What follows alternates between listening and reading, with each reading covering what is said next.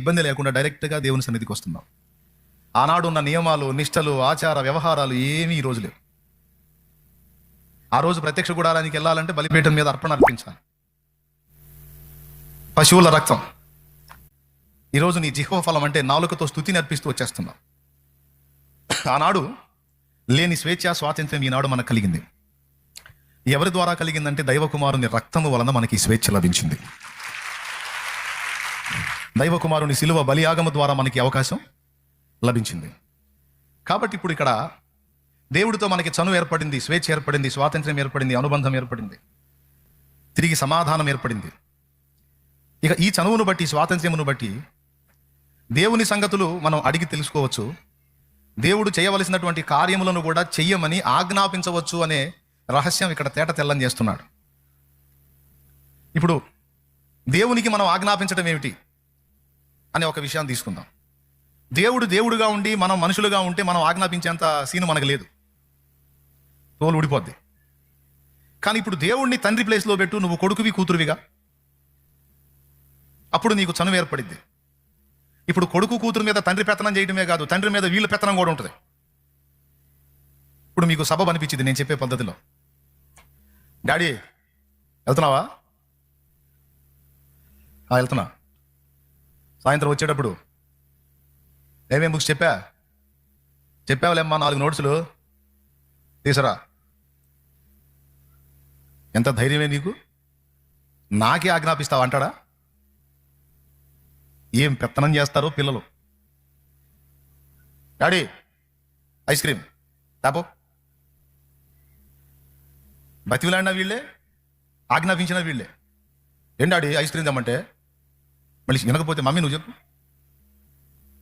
అన్ని ఆజ్ఞలే, ఏందో వాళ్ళ తాత సొమ్ము మనకు పెట్టినట్టు. దేవునికి స్తోత్రం. ఈ కోణంలో చూడండి, ఆయన తండ్రి, మనం పిల్లలు. ఈ కోణంలో దేవుడిని గమనించండి. ఇప్పుడు నీ పిల్లలు నీ మీద పెత్తనం చేస్తారు లేదా అంటే నువ్వు చనివిచ్చేదాన్ని బట్టి అన్నావు అనుకో, వాళ్ళు భయపడి సైలెంట్ అయిపోతుంది. బ్రతిమాలేది ఉంది పిల్లలు, ఆజ్ఞాపించేది కూడా ఉంది. Daddy fee కట్టవా? కడతాంలే అమ్మా. ఎప్పుడు? ఆర్గ్యూ. ఎప్పుడు? నేను బాను, నిన్న నిలబెట్టాను నన్ను బయట. అబ్బో, ఆ పంతులు ఏమో కానీ నీ ఆజ్ఞ దెబ్బకి చచ్చిపోతున్నావమ్మా. ఎట్టి పరిస్థితుల్లో ఈరోజు సాయంత్రం వచ్చి కడతానబ్బాయి. అంతా ఆజ్ఞే. కానీ ఆ ఆజ్ఞ తండ్రికి నొప్పిగా ఉండదు, ఇంకా చెప్పాలంటే ఇష్టంగా ఉంటుంది. ఆ చనువు, ఆ స్వాతంత్ర్యం, ఆ ఆజ్ఞ తండ్రిని నొప్పించదు, పైగా ఆయనకి ఇష్టం పుట్టించిద్ది. తల్లి సపోర్ట్ చేసిద్ది. ఏంటి వీడేంది అసలు, నేను పనివాడు అనుకుంటాడు, ఏంది ఆజ్ఞలు జారీ చేస్తున్నాడు, ఏంది వీడు అని భర్త భార్యతో అన్నాడు అనుకో, నీ కొడుకయ్యా, నీ కొడుకు, అక్కడే నేను బుక్ అయ్యా. నా కొడుకు అయినందుకు ఏం సాగించుకుంటున్నాడు వాడు, మరి నీ మీద సాగించుకోక ఎవడి మీద సాగించుకుంటాడు? ఆ చనువు నీ దగ్గరే, ఆ సాగింపుడు నీ దగ్గరే, ఆ అనురాగం నీ దగ్గరే, అన్ని నీ దగ్గరే. అంటదా అందమ్మ, అమ్మ నీ కూతురైనందున మీకు ఆ హక్కు, ఆ చనువు, ఆ స్వాతంత్ర్యం ఎందుకు అంటే పక్కన ఎవరన్నా ఫ్రెండ్స్ అడిగారు అనుకో, ఈ పాపనే, ఏంటి మీ డాడీని అలా కమాండ్ చేస్తున్నాడు అంటే, మా డాడీ నేను చెప్తే వింటాడు అంటది. డాడీ పై చాపో అంటే, అలాగే తల్లి అని అనుకో. మీ డాడీని ఎంత కమాండ్ చేస్తున్నా, మా డాడీ మరి ఈ మాట పోయేటప్పుడు ఆయన శివని పడతాను అనుకో, అబ్బో ఏం పొంగిపోతాడు.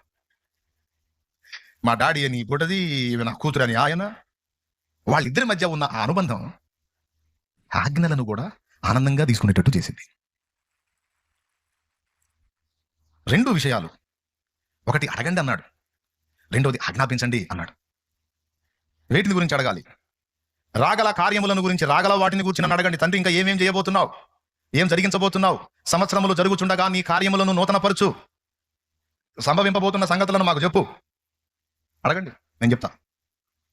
అడగండి, మీకు ఆ చనువు ఉంది, మీరు నా పిల్లలు, నా కుమారులు, నా కుమార్తెలు, నా కొడుకులు, నా కూతుళ్ళు, నా దగ్గర సాగింపుడు ఉంది మీకు.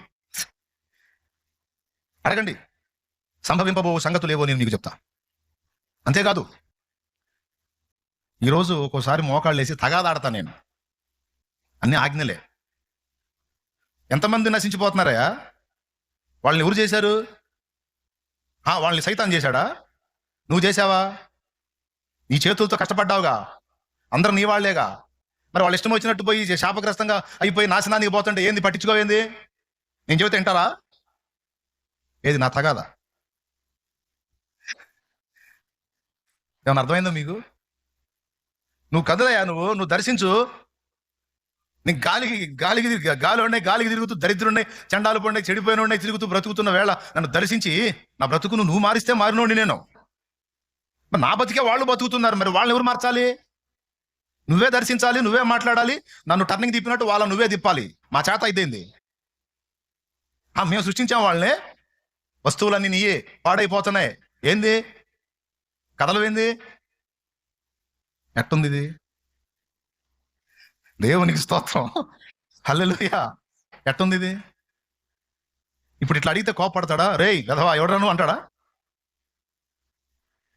ఏమంటాడు? మీరు ఎట్లా ఫీల్ అవుతున్నారు చెప్పండి నాకు. అమ్మా, నువ్వు మోకాళ్ళు వేసి ఈ టైపులో దేవుడిని అడిగావు అనుకో, దేవుడు ఏమంటాడు? పనికి మళ్ళీ నన్ను పళ్ళు రాలిపోతాయి నర్మయ్ అంటాడా? అమ్మమ్మమ్మ పిచ్చిదానా, ఎంత భారమే నీకు తల్లి అంటాడు. కుమారుడా, ఎంత భారం నాయన నీ. ఓసారి ఏడుస్తా రగాలు ఆడతా. నీకు దక్కాల్సిన మహిమైందయా, పనికి మాలిన వాటికి దక్కిస్తున్నావు. వాళ్ళంతా నశించిపోతుంటే చూస్తా ఊరుకుంటావేమయ్యా? వస్తువులు నీయా, నువ్వు కదయ్యా ఊపిరుదింది, నువ్వు కదయ్యా బొమ్మల్ని చేసింది. పట్టించుకోవేమయ్యా? నువ్వు దర్శించవేమయ్యా? నువ్వు కదలవేమయ్యా? మాట్లాడవేమయ్యా? కన్నీళ్లతోనే. ఒక కోణంలో చూస్తేనేమో విజ్ఞాపనలు, మరో కోణంలో చూస్తేనేమో ఆజ్ఞలు. ఇలా మనం దేవుని ఎదుట ఉండాలి, దేవునికి ఇలా ఆజ్ఞాపించాలని ఆయనే అడుగుతున్నాడు. మరి ఆయన హస్తకార్యములే కదా ఎల్ల మానవులు, ఎల్ల ప్రకృతి. ఆయన హస్తకార్యములే కదండి మనుషులందరూ. మరి ఎవరు చేశారు? ఆ చేతులే కదా అందరినీ నిర్మించినాయి. మరి అంతమంది నశించిపోతుంటే, అజ్ఞానాంధకారంలో పడి కొట్టుకుపోతుంటే, దుర్వ్యసనాలలో పడి కుటుంబాలే విచ్ఛిన్నం అయిపోతుంటే, జీవితాలే నాశనం అయిపోతుంటే, ఓ దేవా నువ్వు ఎందుకు కదలవు? నువ్వు ఎందుకు దర్శించవు? నువ్వు ఎందుకు మాట్లాడు?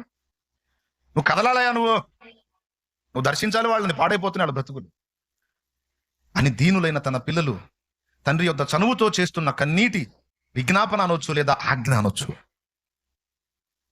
అలా నువ్వు బాధను వ్యక్తం చేసినప్పుడు, నువ్వు కమాండ్ చేసినట్టు మాట్లాడినప్పుడు దేవుడు కోప్పడ్డాడు, ముచ్చట పడతాడు, ముద్దాడతాడు నిన్ను.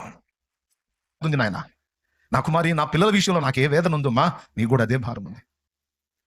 నిజముగా నీవు వారిని ప్రేమించుచున్నావు, అందుకే వారి విషయంలో నీవు ఇబ్బంది పడుతున్నావు, చిరాకు పడుతున్నావు, కమాండ్ చేస్తున్నావు. నీ మాటను తీసుకొని నేను తప్పకుండా వాళ్ళని దర్శిస్తానంటాడు. నేను రక్షింపబడక ముందు ఎంతమంది ఆజ్ఞాపించారో, ఎవరి ఆజ్ఞను తీసుకొని నన్ను రక్షించాడో ఆ పిచ్చి మహారాజు. ఈరోజు నువ్వు నేను మనం చేసేటువంటి విజ్ఞాపన లాంటి ఆజ్ఞ గైకొని ఎంతమందిని దర్శిస్తున్నాడో నీకేం తెలుసు? ఎంతమందిని కదిలించాడో, ఎన్ని జీవితాలను కడుతున్నాడో, ఎక్కడెక్కడ ఆత్మల్ని కదిలిస్తున్నాడో, ఎక్కడెక్కడ మారుస్తున్నాడో నీకేం తెలుసు? ఆయన ఆజ్ఞలను నువ్వు గైకొన్నట్టే నీ ఆజ్ఞలను ఆయన గైకొంటున్నాడు. నువ్వు ఆయనకు చెల్లించిన విజ్ఞాపనలు, నువ్వు ఆయనకు చేసిన ఆజ్ఞలు, యుక్తమైన ప్రతి ఆజ్ఞ ఆయన గైకొంటున్నాడు. దేవా, ఆ యెజబెలు నీ వైపు నుంచి బయలువైపుకు తిప్పింది. నీవే దేవుడు అని రుజువు చేసే సమయం ఆసన్నమైంది. ఇప్పుడు ఒక సూచక్రియ అవసరమైంది. కాబట్టి ఆకాశం నుండి అగ్నిని పంపి, నేను నీ సెలవు చేతనే ఇవన్నీ చేసి తినని వీరందరూ తెలుసుకున్నట్లు నువ్వు అగ్నిని పంపవయ్యా, బలిపీఠమును పశుమాంసమును దహించు అని ప్రార్థన పూర్తి చేయకముందే దిగొచ్చింది అగ్ని.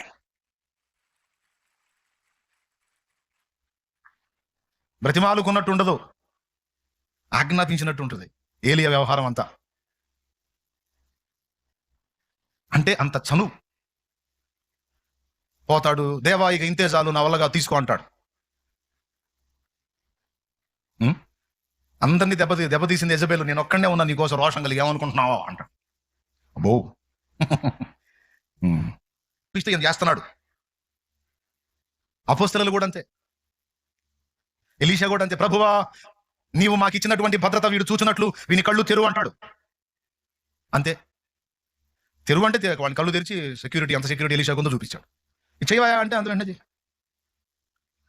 మోషే అంటాడు నిర్గమాకాండం 32లో.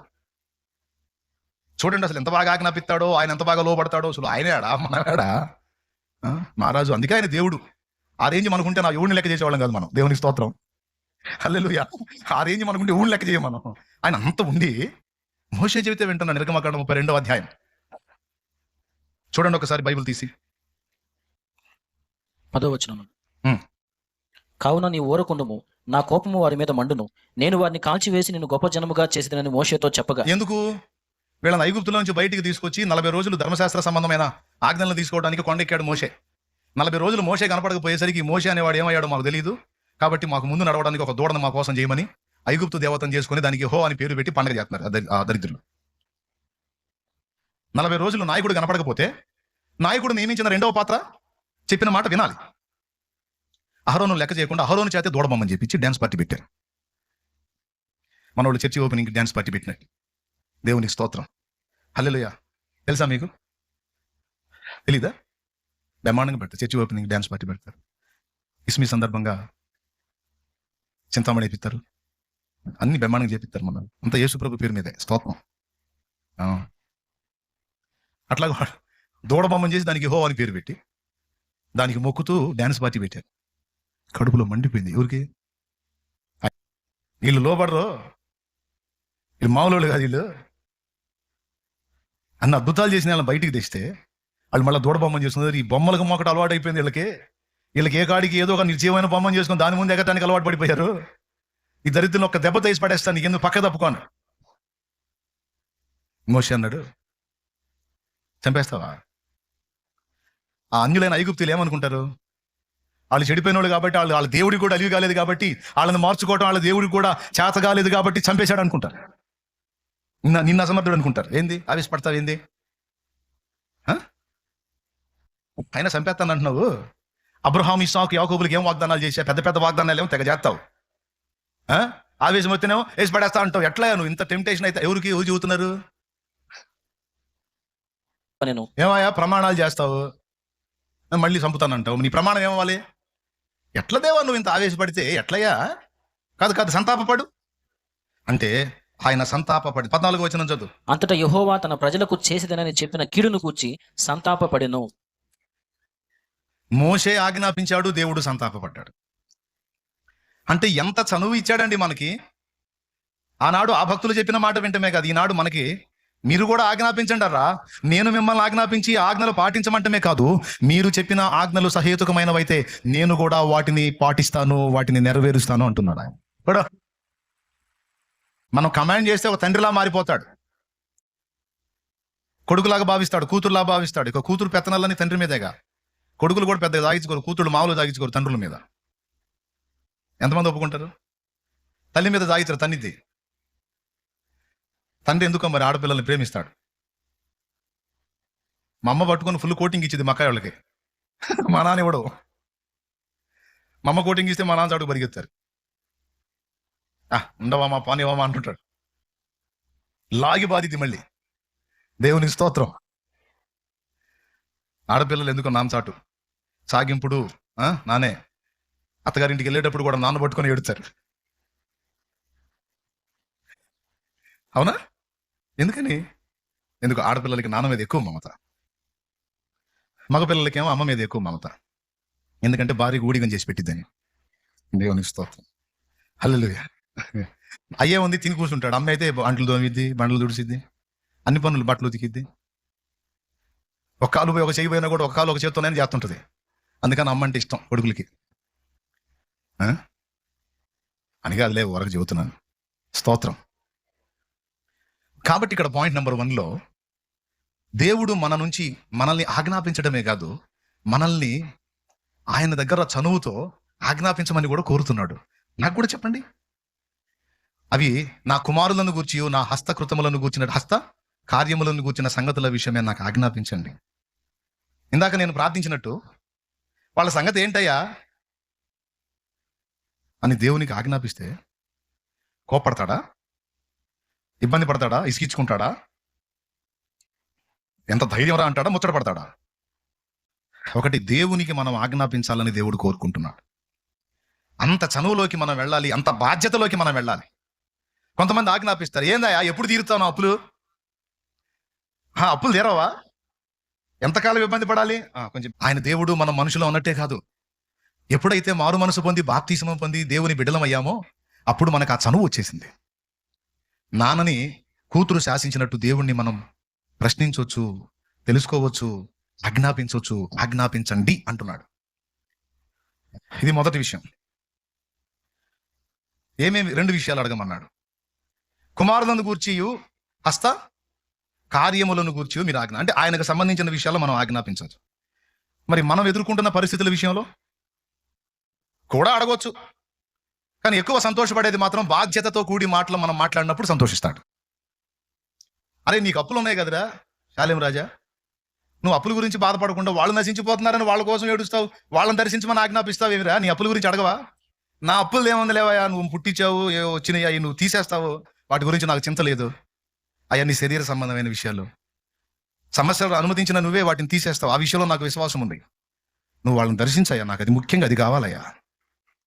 నాకు ఆత్మను రక్షించయ్యా. వాళ్ళు చూడయ్యా పాడైపోతున్నారు, చూడయ్యా. వాళ్ళకి ఏది దేవుడో తెలియదయ్యా. తాగుబోతులు అయిపోయారయ్యా, వ్యభిచారపోళ్ళు అయిపోయారయ్యా, డ్రగ్స్కు బానిసలు అయిపోయారయ్యా, చిన్న చిన్న వయసుల్లో గంజాయిలకు బానిసలు అయిపోయారు, హెరాయిన్కి బానిసలు అయిపోయారు, మాదక ద్రవ్యాలకు బానిసలు అయిపోయారు. అయ్యా చిన్న చిన్న వయసుల్లో మందు తాగి నాశనం అయిపోతున్నారు. అయ్యా వాళ్ళకి నువ్వు తెలియదయ్యా. వాళ్ళని దర్శించయ్యా, వాళ్ళతో మాట్లాడయ్యా, వాళ్ళని కదిలించయ్యా, పట్టించుకోయా వాళ్ళని. నువ్వు పట్టించుకో. శభాషురా అంటాడు. మోషే తన గురించి ఎక్కడన్నా అడిగాడని చూడండి. ఎప్పుడు ఇతరుల గురించి. అలాగని మోషేకి ఏం తక్కువ చేయాలి దేవుడు. మనం ఎప్పుడైతే బాధ్యతలోకి వెళ్ళి మన ఆలోచనలు, మన పరిస్థితులు, మన అవసరాలు పక్కన పడేసి దేవుని కుమారుల సిద్ధపాటుని గురించి, ఆయన హస్త కార్యముల గురించి మనం ఎప్పుడైతే చింత కలిగి బాధపడుతున్నామో, వ్యాకుల పడుతున్నామో, చింత కలిగి ఉన్నామో, దేవుడు సంతోషించి వాటిని నెరవేరుస్తాడు. మనం ఫేస్ చేస్తున్నటువంటి చింతల విషయంలో కూడా జోక్యం చేసుకుంటాం. ఇది సూత్రం. దేవునికి మహిమ. బాధ్యత గల కొడుకు ఏమంటాడండి? చీటిపాటకి డబ్బులు కట్టాలి, 20,000 కట్టాలి. 20,000 వచ్చినాయి, వీడికి ఏం బట్టలు చినిగిపోయినాయి. అబ్బాయి ఒక 5,000 తీసుకొని బట్టలు తెచ్చుకోరా అన్నాడు నాన్న. బాధ్యత గల కొడుకు ఏమంటాడు? ఇప్పుడు నా బట్టలు చినిగిపోతే ఇప్పుడు నాకేమన్నా నష్టం వచ్చిందా? అక్కడ చీటిపాట డబ్బులు కట్టాలిగా, పాడుకున్నాంగా, తెచ్చుకున్నాంగా, కట్టాలిగా. నాకు 5,000 వద్దు, ఏమొద్దు, ముందు అవి కట్టే నానా అని కొడుకంటే ఆ తండ్రి ఎంత ఉప్పొంగిపోతాడో. 2 జరుగుతాయి ఆ తండ్రి హృదయంలో. ఒకటి, బాధ్యత ఎరిగిన కొడుకు మనస్తత్వాన్ని బట్టి పొంగిపోతాడు. పాపం ఆ కొడుకు తనను కూడా పట్టించుకోకుండా తండ్రి మీద ఉన్న బరువుని తీసి తండ్రి ఇష్టాన్ని నెరవేర్చడానికి ఆశ కలిగి ఉన్నందున కొడుకు కోసం ఏడుస్తాడు కూడా. ఏడవడా? ఇంత నీతిగల్లోడు నా కొడుకు, వాడికి పాపం బట్టలు చినిగిపోయాయి అని బాధ. తండ్రి గురించి కొడుకు చింతపడుతుంటే కొడుకు గురించి ఈయన ఆలోచిస్తాడు. అవసరమైతే ఈ డబ్బులు కట్టి ఇంకో చోట ఇంకొక 4,000 తీసుకొచ్చాను. సరే అబ్బాయి మరి బాగలేవు రా, తీసుకోయా. నా గురించి ఎందుకు ఆలోచిస్తావు నాన్న? నేనేమో నీ గురించి ఆలోచిస్తుంటే నువ్వేమో నా గురించి ఆలోచిస్తావు అంటే కాదులేరా, నాదేముంది లేరా, ఆ ఒత్తిడిది ఏముంది, నువ్వు యవనస్తుడి రా, నువ్వు శుభ్రంగా ఉండాలి, కట్టుకోయా, తెచ్చుకొని తీసుకొచ్చుకో అంటాడు. మన నాన్న కూడా అంతే, మన పరలోక తండ్రి కూడా. నాన్న కార్యములను గురించి మనం ఎప్పుడైతే ఆలోచన కలిగి ప్రార్థిస్తామో, ఆజ్ఞాపిస్తామో, ప్రశ్నిస్తామో, వ్యాకుల పడతామో, చింత కలిగి ఉంటామో, నాన్న మన గురించి చింతపడటం మొదలు పెడతాడు. ఈ పిచ్చిది నీ బాధల్లో ఉందా? ఈ పిచ్చోడి నీ బాధల్లో ఉన్నాడా? కానీ వాటి గురించి ఆలోచించడు. ఎప్పుడు నా గురించి, నా బిడ్డల గురించి, నా కార్యాల గురించి, కనీసం మోకాళ్ళు వేసినా కూడా వాని సంగతులు అడగడు. నా గురించి, నా కార్యాల గురించి, నా బిడ్డల గురించి, ఏడ్చినా అదే, ప్రార్థించినా అదే, ఆజ్ఞాపించిన ఎప్పుడు ఇదే. తండ్రి గురించి కొడుకు ఆలోచించి తండ్రి మీద బరువు తీసేయాలనుకున్నప్పుడు తండ్రి ఏం ఆలోచించాడు? కొడుకు కనీస అవసరాలు ఆలోచించాడా లేదా? అంతకంటే శ్రేష్ఠుడు కదా ఆయన. ఆర్థిక ఇబ్బందులు బట్టి ఉండకపోవచ్చు, కానీ మన పరలోక తండ్రి శ్రీమంతుడు. మనం ఎప్పుడైతే ఆయన కార్యముల విషయమే వ్యాకుల పడుతున్నామో, చింత కలిగి ఉన్నామో, ఆయన మన గురించి ఆలోచించడం మొదలు పెడతాడు. ఇది ఫస్ట్ పాయింట్, గుర్తుపెట్టుకోండి. ఆజ్ఞాపించండి అన్నాను. ఏం ఆజ్ఞాపించాలి? ఆయన కుమారులను గూర్చి, హస్తకార్యములను గూర్చి. స్తోత్రం. కుమారులను ఎందుకు అన్నాడు? కుమార్తె లేరా? మరి మీకు డౌట్ రావాలి ఆడవాళ్ళకి. ఎప్పుడన్నా చూడు, కుమారులు అని అంటాడు. మేము కనపడం ఈయనకేందో అని అనిపించలేదా మీకు? మీకు రాకపోయినా డౌట్ నేను తెప్పిస్తాగా. దేవునికి స్తోత్రం. హల్లెలూయా. క్రీస్తు యేసునందు మమ్మల్ని మొత్తాన్ని కలిపి కుమారులు అనేసాడు. అది ఇక్కడ ఒక పాయింట్. స్త్రీ అనియు, పురుషుడనియు, సిధీనుడనియు, గ్రీసు దేశస్థుడనియు, యూదుడనియు భేదము లేదు, మనమందరము క్రీస్తు యేసునందు ఏకమై ఉన్నాము. ఇప్పుడు కొట్టాలి. ఇప్పుడు ఇక అయిపోయింది. ఇప్పుడు దేవుడిని ఆజ్ఞాపించే విషయాలు అయిపోయినాయి. మూడే 3 ముక్కలు కొట్టా అంతే. ఇప్పుడు రెండోది, మనము సైతానుని, వాడి దయ్యాలను కూడా ఆజ్ఞాపించాలని దేవుడు కోరుకుంటున్నాడు. బతిలాటం కాదు, ఆజ్ఞాపించాలని. ఇప్పుడు ఉదాహరణకి ఎవరన్నా దయ్యం బట్టి వచ్చారనుకో నీ దగ్గరికి, బ్రదరు భక్తుడివి, నువ్వు దయ్యం పట్టింది, ఒక ఆమెను తెచ్చారు, నువ్వేం చేస్తావు? అక్క నువ్వైతే ఏం చేస్తావు? ఏం చేస్తాను చెప్పనా? ఆ దయ్యం పెట్టిన మనిషి వచ్చి అంటే ఏం చేస్తావు అంటే, స్తోత్రం స్తోత్రం స్తోత్రం ప్రభా అని చెప్పని ఫస్ట్ చేసేవనే ముసుకి.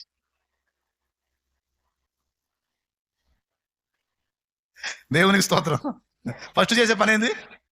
ప్రభా నీకు స్తోత్రం ఆయన అని చెప్పని ముసుగేసుకొని హల్లెలూయా హల్లెలూయా హల్లెలూయా ప్రభా యేసు నామములో ప్రభా ఎదురాత్మ. అవునా కదా? ఇప్పుడు ఉదాహరణకి ఎవరన్నా దగ్గర తెచ్చారు అనుకో, అక్క ఈ మనిషికి దయ్యం పట్టింది అక్క, ప్రార్థన చేయకని తెచ్చి నువ్వేం చేస్తావు చెప్పు? ప్రార్థన చేస్తావు లేదా? బైబిల్లో ఎక్కడన్నా ఉందా మనం చేసే పని చేయమని? బైబిల్ ఎక్కడన్నా ఉందా? దురాత్మ పట్టిన వాళ్ళు ఎదురుకొస్తే వెంటనే సేవకులైనా విశ్వాసం ఎవరైనా సరే స్తోత్రం స్తోత్రం స్తోత్రం ప్రభా యేసు నామములో నా తండ్రి దయ్యం వెళ్ళిపోవాలి ప్రభా, ఇప్పుడే వెళ్ళిపోవాలా అని చెప్పని ప్రార్థన చేయమన్నాడా? మరేమన్నాడు? అపోస్తలులు ఏం చేశారు? యేసయ్య ఏం చేశాడు? దయ్యాలు పట్టినోడు ఎదురు వచ్చినాడు అనుకో యేసయ్యకి, పరలోకపు తండ్రి నీకు స్తోత్రం, ఇదిగో ఈ దురాత్మను బంధించన్నాడా? ఏ అపవిత్రాత్మ వెలుపలికి రా అన్నాడు. ఆజ్ఞాపించాడా లేకపోతే బ్రతిమలాడా? అందరు చెప్పాలి. మరి మనం ఏం చేస్తున్నాం? దెయ్యం పట్టిన వాళ్ళు ఎదురు రాగానే వెంటనే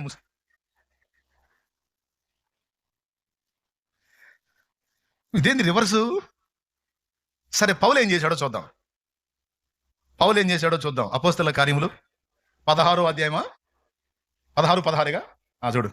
మేము ప్రార్థనా స్థలమునకు వెళ్ళుచుండగా పుతోను అను దయ్యము పట్టినదై సోదె చెప్పుడు చేత తన యజమానులకు బహులాభము సంపాదించుతున్న ఒక చిన్నది మాకు ఎదురుగా వచ్చెను. ఆమె పౌలును మమ్మను వెంబడించి, ఈ మనుషులు సర్వోన్నతుడైన దేవుని దాసులు, వీరు మీకు రక్షణ మార్గము ప్రచురించువారై ఉన్నారని కేకలు వేసి చెప్పాను. అయిపోయింది. ఆమె ఇలాగు అనేక దినములు చేయుచుండెను గనుక పౌలు వ్యాకుల పడి దాని వైపు తిరిగి, నీవు ఈమెను వదిలిపోమ్మని యేసుక్రీస్తు నామమున ఆజ్ఞాపించుచున్నానని ఆ దయ్యముతో చెప్పాను. ఆజ్ఞాపించుచున్నాను అన్నాడా? బతిమాలుచున్నాను అన్నాడా? మనం ఏంది రివర్స్ చేస్తున్నట్టున్నాగా? గో దయ్యం గో వెళ్ళు, అర్థం చేసుకో. ఓ పాస్ గారు దురాత్మ పట్టిన వ్యక్తి దగ్గరికి పోయాడు, గో వెళ్ళు అన్నట. నేను పోను అందంట. ఇదిగో నేను సేవకుడిని, నువ్వు దెయ్యాన్ని, అయితే మర్యాద ఉండాలి మనకి. నేను చెబుతున్నా పో అంత. నేను పోను అందంట. ఇంత సేవకుడిని కూడా గౌరవం లేదు నీకు? నేను పోను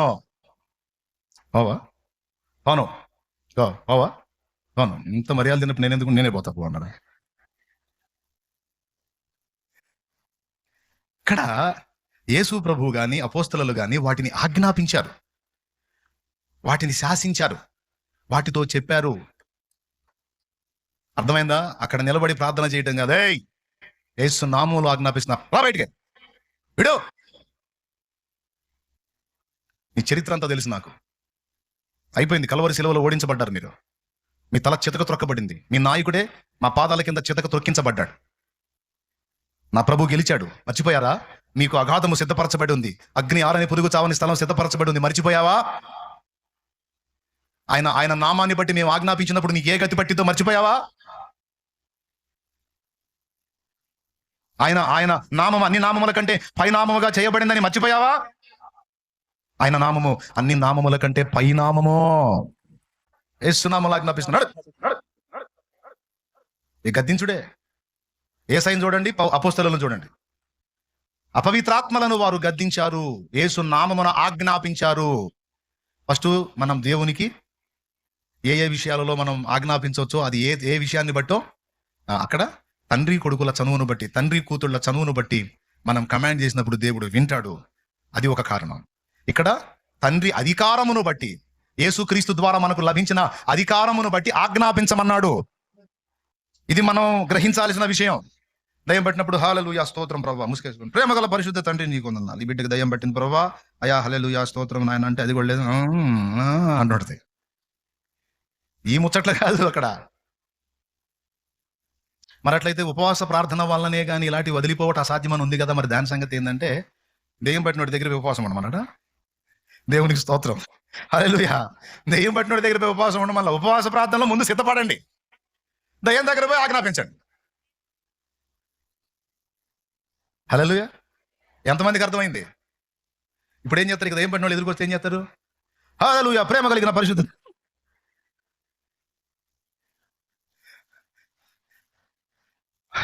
ఓ బ్రదర్ ఎట్టిన దయ్యం పట్టిన వ్యక్తి దగ్గరికి పోయి ఆ వ్యక్తి దగ్గరికి తీసుకొచ్చారు. కొత్తగా సేవ మొదలు పెట్టాడు. నవ్వుతుందండి. బాగా మొహం ఎదురుగా పోయి వేసిన ప్రభా స్తోత్రం హల్లెలూయా హల్లెలూయా అని ప్రార్థన మొదలు పెట్టాడు. ఏ పో అని లాగి తలకాయ వెనక్కి తీసి ఒక గుద్దు ముక్కు పెట్టి గుద్దింది. ఆ ముక్కు బెదిరి ఆ రక్తం చూసి అప్పటిదాకా హల్లెలూయా హల్లెలూయా అన్నాడు. ఇక పట్టుకొని బాధటం మొదలుపెట్టాడు. ఒక దురాత్మ ఒక వ్యక్తిని శోధించినప్పుడు, ఒక వ్యక్తిని ఆవరించినప్పుడు, దేవుని కుమారుని యొక్క రక్తము చేత విమోచింపబడి ఆ అధికారం పొందిన మనమేమి చేయాలో స్పష్టంగా చెప్పాడు గ్రంథములో. ఆజ్ఞాపించు, అంతే కంట్రోల్ అయిపోద్ది అన్నాడు. అంతే. ఇక్కడ అధికారమును బట్టి దయ్యమును, సైతానునే, దురాత్మల్నే, మాంత్రిక శక్తుల్ని గడగడగడగడలాడిపోవటం కాదు. గడగడగ వామ్మో పెద్ద పెద్ద మాంత్రిక శక్తి అంట, అదంట ఇదంట. మాంత్రిక శక్తి లేదు, పిశాచి శక్తి లేదు, దయ్యపు శక్తి లేదు. ఏదైనా అన్ని నామముల కంటే పైనామం యేసునామం. ఆ నామము అన్నిటికంటే పైన ఉంది, అన్ని కిందే. నువ్వు ఎంతలో మాంత్రిక శక్తి చెప్పినా, ఎంత దుష్ట శక్తి చెప్పినా, ఎంత గొప్ప శక్తి అని చెప్పినా, ఇన్ని శక్తుల మీద అధికారం యేసుది. కావాలంటే చూడు, పేతురు రాసిన పత్రిక, మొదటి పత్రిక 3వ అధ్యాయం. నేను చెప్పింది ఉందో లేదో చూడండి. 22వ వచనం చదువు. ఆయన పరలోకమునకు వెళ్లి దూతల మీదను అధికారుల మీదను శక్తుల మీదను అధికారము పొందినవాడై దేవుని కుడిపాశమున ఉన్నాడు. వేటి మీద అధికారం పొందాడు? శక్తుల మీద. రాసుకో, అక్కడ అండర్లైన్ చెయ్యి. ఇప్పుడు ఏ శక్తి చెబుతావు నువ్వు? దయ్యపు శక్తి చెబుతావా? సాతాను శక్తి చెబుతావా? దుష్ట శక్తి చెబుతావా? దురాత్మ శక్తి చెబుతావా? మాంత్రిక శక్తి చెబుతావా? చేతబడి శక్తి, చిల్లంగి శక్తి, బాణామతి శక్తి, ఏది చెబుతావు? అన్నిటి మీద ఆయన అధికారం పొందిన వాడని స్పష్టంగా చదివావా లేదా? చూడు, అన్నిటి మీద ఎవరికి అధికారం ఉంది? అది ఇంకా పారో. ఇది 2వ సంగతి. వాటిని మనం ఏం చేయాలి? ప్రభా దురాత్మ తండ్రి, అయ్యో ప్రభా అనమన్నాడా? అప్పుడు ఆయన పనికి మాలిందనా ప్రభా అయ్యో ప్రభా అయ్యా పనికి మాలిందనా పని ఏంది ఇట్లా అంటున్నాను అనుకుంటున్నారా? నిజమే అంటుంది. నేను విశ్వాసం లేని దానా, విశ్వాసం లేని వాడా, నేను నీకు ఆజ్ఞ ఇవ్వమని చెప్పాను రా నాయన, ఇచ్చి తల్లి నీకు ఆజ్ఞ ఇవ్వమని చెప్పాను, దాన్ని ఆజ్ఞాపించమని చెప్పాను. నేను దడుచుకొని వణికిపోతున్నది. నామంలో అది. ఆ నామములో శక్తి ఉందని నువ్వు నమ్మితే, ఆ నామంలో బలం ఉందని నువ్వు నమ్మితే, దయ్యములకు సమస్యలు కాదు, రోగమును కూడా ఆజ్ఞాపించమన్నాడు. రోగంతో కూడా మాట్లాడమన్నాడు. అపోస్తల కార్యం 3వ అధ్యాయం 4వ వచనం. పేతురును యోహాను వారిని తేరి చూచి మా తట్టు చూడమనిరి. వాడు వారి యొద్ద ఏమైనా దొరుకునని కనిపెట్టొచ్చు వారి యందు లక్ష్యముంచెను. అంతటా పేతురు, వెండి బంగారములు నా యొద్ద లేవు గాని నాకు కలిగినదే నీకు ఇచ్చుచున్నాను. నజరేయుడైన యేసుక్రీస్తు నామమున నడువుమని చెప్పి వాని కుడి చెయ్యి పట్టుకుని లేవనెత్తెను. అది కాసేపు ప్రార్థన చేయాలా, అదే రహస్యం వింత. కాసేపు ప్రభా స్తోత్రం హల్లెలూయా గ్లోరీ అని చెప్పి ప్రార్థన చేయాల. ప్రార్థన చేసే కాడ చేశారు, శక్తి పొందే కాడ పొందారు. సీన్లోకి వచ్చినప్పుడు ఇక ప్రార్థనలు కాదు. చల్ లే యేసునామములో లే. ఎంతమందికి అర్థమవుతుంది? అయ్యలారా స్పష్టంగా అర్థమవుతుందా? అదే ఉందా?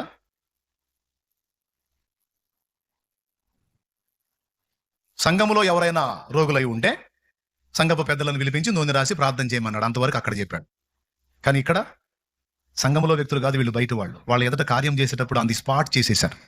ఆ రోగముతో, ఆ బలహీనతతో, ఆ పుట్టినది మొదలుకొని కుంటితనముతో మాట్లాడాడు, ఆజ్ఞాపించాడు, అంతే, బాగుపడ్డది, స్వస్థత వచ్చింది.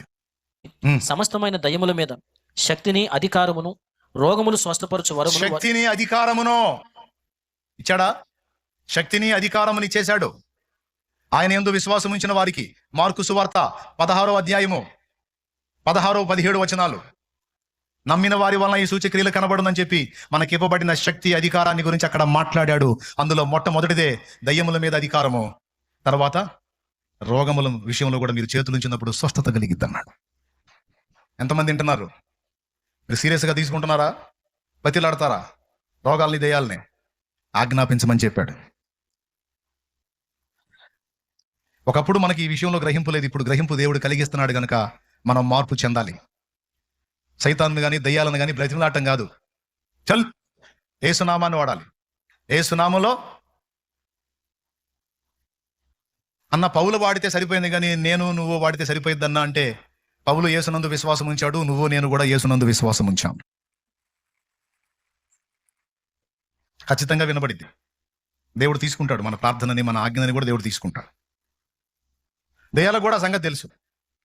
మనం రక్షింపబడ్డాం, క్రీస్తు రక్తంలో కడగబడ్డాం, బాప్తిస్మం పొంది దేవునికి చెందిన వారం అయ్యాం గనుక మనకు అధికారం ఉందన్న సంగతి దయ్యాలకు తెలుసు. మనకే తెలియచావాలి, అది గొప్ప విషయం. మనకే తెలియచావాలి. ఇప్పుడు ఇంట్లో ఎలుకుంది, మీ గదిలోకి ఎలుక వచ్చింది అనుకో, మీరు భయపడతారా? భయపడరా? ఇంట్లో తిరుగుతా ఉంది చుట్టూ, నీ కాళ్ళ కిందకు వస్తుంది, నువ్వు ఎగిరి పడతావా లేకపోతే ఏ ఏ అంటూ ఉంటావా? ఎగిరి పడతారా? పడరా? ఎలుక ఆడా, మీరాడా? కానీ ఎగిరి పడతారు. అది కూడా బాగా ఎగిరి పడుతుంటది. ఇప్పుడు ఎలుక గారి చచ్చిపోయిన వాళ్ళు ఎవరు ఉన్నారా? సరే, ఎలుక తీసేయండి, బల్లి సంగతి తీసుకోండి. బల్లి గారి చచ్చిపోయిన వాళ్ళు ఎవరు ఉన్నారా? అది ఏడగరిసిద్ది, అది పరిగెత్తన జరిపోయింది. అది ఎలుక కంటే కూడా ఇంకా చిన్నగా ఉంటుంది బల్లి. ఇప్పుడు ఏడదా కిందకి రమ్మని ఒకటి మొత్తం లెగుతారు. అది ఉండేది ఇంత, మళ్ళీ పరుగో పరుగు. కానీ దాని భయం ఏంటో తెలుసా? ఇంతలా వ్యక్తులు వీళ్ళ కాలు పడినా సస్తాను నేనని వాళ్ళ ఎలుక భయం, బల్లి భయం. మన భయం ఏంది? అది ఆడ మీద పడిద్దో, అది ఆడ గరిసిద్దో అని. కానీ ఎవరికి ప్రమాదం ఉంది? ఒక మాట చెబితే అయిపోయింది. ఎలుకతో మనకు ప్రమాదం ఉందా? మనతో దానికి ప్రమాదం ఉందా? దెయ్యాల పరిస్థితి కూడా అంతే. వాటితో మనకు కాదు, మనతోనే వాటికి డేంజర్. ఎవరితో? అందుకే నువ్వు ఆజ్ఞాపించిందా కాదు, నువ్వు కరెక్ట్గా నిలబడి విశ్వాసంతో నువ్వు సిద్ధపడుతుంటేనే ఆమెతో పడద్రోసి జంపు. ఇంకక్కడ అని వసంతాలకేం ఛాన్స్ లేదు. ఇక నువ్వు రెడీ, విశ్వాసాన్ని బట్టి నువ్వు అని ఆజ్ఞాపించడం మొదలు పెట్టక మునిపే సర్దుకుంటుంది అది. ఎందుకంటే ఆజ్ఞ జారీ అయ్యి పొరపాటున నువ్వు యేసు నామములో పాతాళమునకు దిగి పోగుదువుగా కన్నావు అనుకో, ఆయన ఆమేననడానికి ఇది పోవాలా. ఇక బజార్లో తిరిగే ఛాన్స్ ఉంటుంది కదా దానికి. స్తోత్రం. అందుకని ముందే సర్దుకుంటుంది. దీన్ని కూడా మనం తెలుసుకొని ఉండాలి. ఓకేనా? ఆజ్ఞాపించడం నేర్చుకోవాలి, రోగాలని, దయ్యములని. 2, మూడవది సమస్యలను కూడా ఆజ్ఞాపించమన్నాడు. దానికి ముంగుర్తుగా, నీవు ఈ కొండను చూచి ఎగిరి సముద్రములో పడుమని మనసున సందేహింపగా కొండతో చెప్పిన ఎడలా అది అలాగూ జరుగునని మీతో నిశ్చయముగా చెప్పుచున్నాను అన్నాడు మార్కు సువార్తలో. ఎక్కడ? 11వ అధ్యాయం 22వ వచనం. చూసుకోండి ఒకసారి. అందుకు యేసు వారితో ఇట్లనెను, మీరు దేవుని యందు విశ్వాసం ఉంచుడి. ఎవడైనను ఈ కొండను చూచి నీవు ఎత్తబడి సముద్రములో పడవేయబడుమని చెప్పి తన మనసులో సందేహింపక తాను చెప్పినది జరుగునని నమ్మిన ఎడల. సముద్రములో పడవేయబడుమని ప్రార్థన చేసి అన్నాడా? చెప్పి అన్నాడా? చెప్పమన్నాడు కొండతో. కొండదే నువ్వు లేచి సముద్రంలో పడవేయబడు అని చెప్పమన్నాడు. కొండకు ప్రార్థన చేయమల్లా. ఇదిగో ఏమండి కొండగారు కొంచెం లేండి, సముద్రంలో పడని చెప్పమల్లా. ఏ పర్వతమా, నీవు లేచి సముద్రంలో పడవేయబడదుగాక. ఓ అంటే కనపడ్డ కొండలన్నిటిని లేపమని నేను చెప్పట్లా. కొండలు లేపితే గవర్నమెంట్ వాళ్ళు వస్తారు. దేవునికి స్తోత్రం, హల్లెలూయా. నేను చెప్పేదంటే, కొండలాగా నిన్ను అడ్డగించిన సమస్యలను ఆజ్ఞాపించమని దేవుడు మాట్లాడుతున్నాడు. అర్థమైందా? నిన్ను అడ్డగిస్తున్నటువంటి కొండల్లాంటి సమస్యలు ఏవైతే ఉన్నావో వాటిని చూసి తత్తరపాటు గురి కావద్దు. వాటిని కమాండ్ చేయి, వాటిని ఆజ్ఞాపించు, మనసులో సందేహింపక వాటిని గద్దించమన్నాడు. అవి వదిలిపోతాయని. ఎంత ఆశ్చర్యకరమైన విషయం అండి. అలా నువ్వు చెప్పి మనసులో సందేహింపక తాను చెప్పినది జరుగునని నమ్మిన ఎడల ఖచ్చితముగా అలాగూ జరుగును. ఆ కింద అంటాడు, అలాగే మీరు ప్రార్థనలో అడుగు వాటి నెలను పొంది ఉన్నామని నమ్ముడి, అప్పుడు మీకు అలాగూ జరుగునని, లేక అప్పుడు మీకు అవి కలుగునని మీతో చెప్పుచున్నాను అన్నాడు ప్రభు. ప్రార్థన చేయటమే కాదు, ప్రార్థనలో మనం అడిగినవి దేవుడు విని జవాబిచ్చాడని నమ్ముట అనేది చాలా కీలకమైన విషయం. అలా నమ్మినప్పుడు తప్పనిసరిగా వాటన్నిటిని మనం స్వతంత్రించుకుంటామని దేవుని వాక్యం సెలవిస్తుంది. దేవునికి మనం ఆజ్ఞాపించవచ్చు, అది తండ్రి కుమారుల అనుబంధాన్ని బట్టి. దయ్యముకు, దురాత్మకు, సాతానుకు మనం ఆజ్ఞాపించవచ్చు, అది దేవుడు మనకిచ్చిన అధికారమును బట్టి. సమస్యలకు, పరిస్థితులకు కొండల్లాగా మనకు అడ్డుబండలుగా ఉన్న వాటిని కూడా మనం ఆజ్ఞాపించవచ్చు. ఏయ్, నా పనికి అడ్డుపడుతున్న అవరోధమా, యేసు నామములో ఆజ్ఞాపిస్తున్నాను, తొలగో. నా బిడ్డ కార్యాలకు అడ్డుపడుతున్న అవరోధమా, యేసు నామములో ఆజ్ఞాపిస్తా, తొలగో. అసలు ఇలా అనొచ్చు, ఇలా మాట్లాడొచ్చు అని మనకు తెలుసా? మనకు అసలు గ్రహింపు ఉందా? కానీ చెప్తున్నాడు అక్కడ ఉంది ఛాన్స్ అని. మూడవది దేనికి ఆజ్ఞాపించమంటున్నాడు? సమస్యలను ఆజ్ఞాపించమంటున్నాడు, ప్రతికూలతలను ఆజ్ఞాపించమంటున్నాడు, ప్రకృతిని అవసరమైతే ఆజ్ఞాపించమంటున్నాడు. ఆజ్ఞాపించాడు. ఏలియా ఆజ్ఞాపించాడు, యేసయ్య ఆజ్ఞాపించాడు. గాలిని గద్దించి సముద్రమును నిమ్మళించమని ఆజ్ఞాపించినప్పుడు అది నిమ్మళించి ఊరకున్నట్లుంది. ఏలియా ఆజ్ఞాపించినప్పుడు ఆకాశం వర్షించలేదు, మళ్ళా ప్రార్థించినప్పుడు ఆకాశం వర్షించింది. హల్లెలూయా. 3 సంగతులు ఆజ్ఞాపించటం నేర్చుకుందామని దేవుడు, పరిశుద్ధాత్మ దేవుడు బయలుపరుస్తున్నాడు. భయపడి వణిగిపోవటం, కృంగిపోవటం, కుమిలిపోవటం, దిగజారిపోవటం, విచారపడటం తీసేయండి. ఆజ్ఞాపించటం నేర్చుకోండరా అని మాట్లాడుతున్నాడు ఆయన. శాసించటం నేర్చుకోండి, గద్దించటం నేర్చుకోండి, కమాండ్ చేయటం నేర్చుకోండి పరిస్థితుల మీద. ఇంకేం కావాలి ఇప్పుడు చెప్పు? చిన్నదానికి పెద్దదానికి కుప్ప ముందేసుకొని కుయ్యో మొర్రు అని మొత్తుకోమని చెబుతున్నాడా? గద్దించటం నేర్చుకోమంటున్నాడు, శాసించటం నేర్చుకోమంటున్నాడు, కమాండ్ చేయటం నేర్చుకోమంటున్నాడు, అన్ని ఆయన కాలి కింద ఉన్నాయని గ్రహించమంటున్నాడు. 3 సంగతులు చెప్పా. సోదరా, ఇక కంక్లూజన్కి వస్తా, ఫైనల్ ఫినిషింగ్ టచ్. సంతోషంగా స్తోత్రం చెప్పుకో. అమ్మో, ముదిరిపోయారు మీరు. దేవునికి స్తోత్రం. అయితే ముగించలే, ఇంక 2 మాటలు చెబుతాలి. ఇప్పుడు చెప్పండి స్తోత్రం. రైట్, మొత్తం అందరి మైండ్లు కరెక్ట్గా ఉన్నాయి. ఇప్పుడు దేవునికి ఆజ్ఞాపించాలన్నా, దురాత్మలకు ఆజ్ఞాపించాలన్నా, సమస్యలకు లోబడాలన్నా, సమస్యలు లోబడాలన్నా మనకి ఒకటి ఉండాలి. అదేమిటంటే దేవుని కుమారుడు, దేవుని కుమార్తె అనేటువంటి అర్హత మనకు ఉండాలి.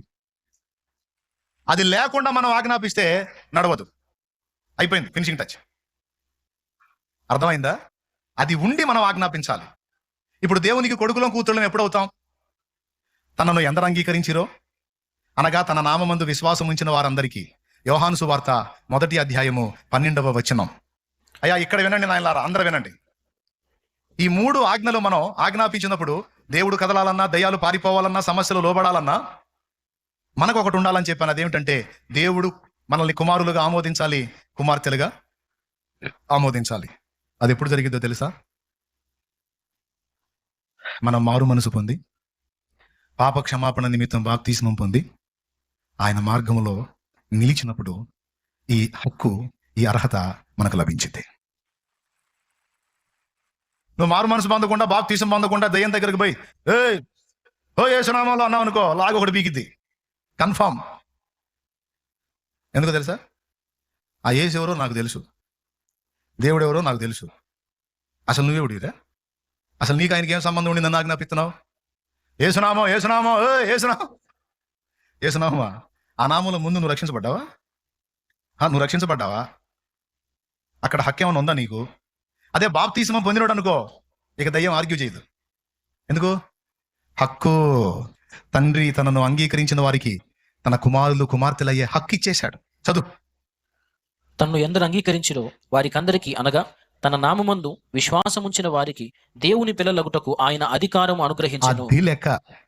విశ్వాసం ఉంచిన వారికి అధికారం అంటే, అన్నయ్య నేను మారు మనసు పొందలా, బాప్తిసం పొందలేదు కానీ అంతా పెవ్వేనన్నయ్య, అంతా పెవ్వే. విశ్వాసం ఉంచాను అన్నయ్య, బాప్తిసం పొందలేదు కానీ విశ్వాసం ఉంచా అంటే నీకు అధికారం రాదు. ఒట్టి విశ్వాసం కుదరదు. ఎందుకంటే మార్కు సువార్త 16, 15, 16 చూసుకో. మార్కు సువార్త 16 అధ్యాయము 15 వచనం 16 వచనం. మరియు మీరు సర్వలోకమునకు వెళ్లి సర్వ సృష్టికి సువార్తను ప్రకటించుడి. నమ్మి బాప్తిసం పొందినవాడు రక్షింపబడు. అది బాప్తిస్మం పొందినవాడు ఎవరయ్యా అంటే నమ్మినోడు. నోడికి అధికారం ఇవ్వబడింది. అదేదనగా నా నామమున దయ్యములను వెళ్ళగొట్టుదురు, క్రొత్త భాషలు మాట్లాడుదురు, పాములను ఎత్తిపట్టుకొందురు, రోగుల మీద చేతులు ఉంచినప్పుడు స్వస్థత నొందెదరు, మరణకరమైనది ఏది త్రాగినను మీకే హానియో చెయ్యదు. అది ఎప్పుడయ్యా అన్నయ్య బాప్తిజం పొందలేదు కానీ నమ్మాను అన్నయ్య అంటే ఐసా వైసా కహానీ బాత్ బోలేతో నై చల్తా భయ్యా. దేవునికి స్తోత్రం.